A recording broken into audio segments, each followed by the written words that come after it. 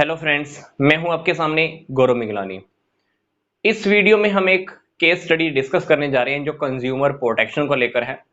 तो जो स्टेटमेंट आपको स्क्रीन पर नजर आ रही है वही स्टेटमेंट मैंने मेरे सामने लैपटॉप में रखी हुई है, तो मैं लैपटॉप में से स्टडी करता हूं, आप मेरे सामने स्क्रीन से ही स्टडी करेंगे कि क्या स्टेटमेंट है। ग्राहक शक्ति एक एनजीओ है, उन्होंने एक वर्कशॉप ऑर्गेनाइज की है जिसमें डिस्कस करना है उन्होंने कंज्यूमर्स को लेकर, कंज्यूमर के क्या राइट्स होते हैं, क्या रिस्पॉन्सिबिलिटीज होती हैं। तो डिस्कशन जैसे ही स्टार्ट होती है तो उसमें से एक मेंबर ने बोलना स्टार्ट किया है कंज्यूमर के एक्सप्लॉयटेशन को लेकर, मतलब उपभोक्ता के साथ जो शोषण होता है। तो उसने ये बताया कि उपभोक्ता का शोषण डिफेक्टिव गुड्स को लेकर, अनसेफ प्रोडक्ट को लेकर, अडल्ट्रेशन को लेकर और ब्लैक मार्केटिंग की वजह से होता ही है। तो इसी तरह से एक मेंबर और है, उसने भी ये बोलना स्टार्ट किया कि कंज्यूमर्स खुद भी रिस्पॉन्सिबल हैं। क्यों रिस्पॉन्सिबल हैं? क्योंकि वो कभी भी एक साथ मिलकर ऑर्गेनाइज होकर आवाज नहीं उठाते हैं। जब भी कोई गड़बड़ होती है तो एक पर्सन आवाज उठाता है तो उसकी आवाज को कहीं ना कहीं दबा दिया जाता है। तो मतलब कंज्यूमर्स आपस में ऑर्गेनाइज हैं ही नहीं। मतलब जब भी कुछ गड़बड़ हो कंज्यूमर्स को चाहिए कि ऑर्गेनाइज होकर एक साथ मिलकर आवाज उठाएं। तो डेफिनेटली सेकंड मेंबर क्या बता रहा है कि जो कंज्यूमर हैं वो अनऑर्गेनाइज्ड हैं। तो इसी तरह से थर्ड पर्सन जो कि चेयरमैन है और एनजीओ का, चेयरमैन ने ये क्या बोलना स्टार्ट किया। चेयरमैन कह रहा है कि बिजनेस उनकी भी रिस्पॉन्सिबिलिटी है। जो भी व्यक्ति बिजनेस चलाते हैं, वो बिजनेस है या बिजनेसमैन है, वट एवर जो भी है, उनकी भी रिस्पॉन्सिबिलिटी बनती है कि वो कंज्यूमर्स को गलत प्रोडक्ट सेल ना करें, उनके साथ अडल्ट्रेशन ना करें, प्राइसेस कम रखें, प्राइसेस फेयर रखें। तो उसने भी अपनी ओपिनियन देनी शुरू की है। तो जो चेयरमैन है उसका कहना यह है कि बिजनेस कैसे चलता है। बिजनेस अपना प्रोडक्ट कंज्यूमर को ही बेचता है, कंज्यूमर से ही पैसा कमाता है।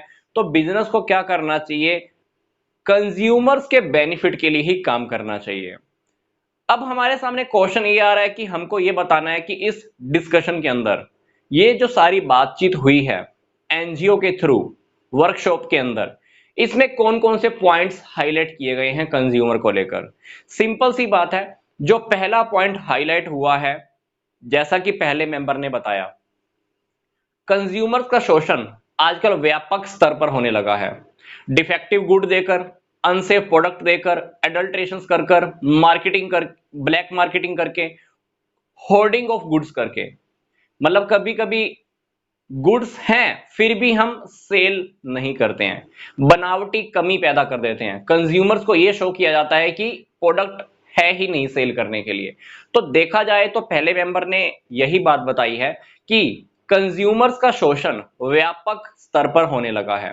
दूसरे मेंबर ने क्या बात बताई जो हाईलाइट हो रही है, दूसरे मेंबर के अकॉर्डिंग कंज्यूमर्स की खुद की भी रिस्पॉन्सिबिलिटी है। तीसरी बात चेयरमैन ने बताई कि बिजनेस की भी रिस्पॉन्सिबिलिटी है, कि बिजनेस सब कुछ जो भी लेता है सोसाइटी से लेता है। हमको अगर बिजनेस चलाना है, मशीन के लिए पैसा कहां से आएगा, सोसाइटी के लिए।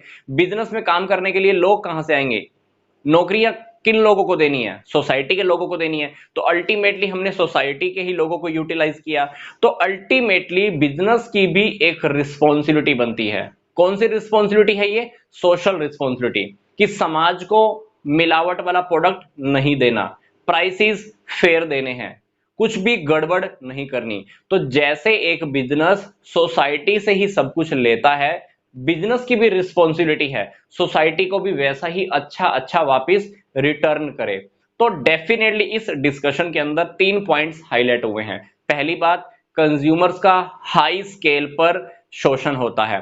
दूसरी बात, हम लोगों की खुद की भी रिस्पॉन्सिबिलिटी है, मिलकर हम आवाज उठाएं, ऑर्गेनाइज्ड होकर रहें। तीसरी बात, बिजनेस की एक सोशल रिस्पॉन्सिबिलिटी भी है।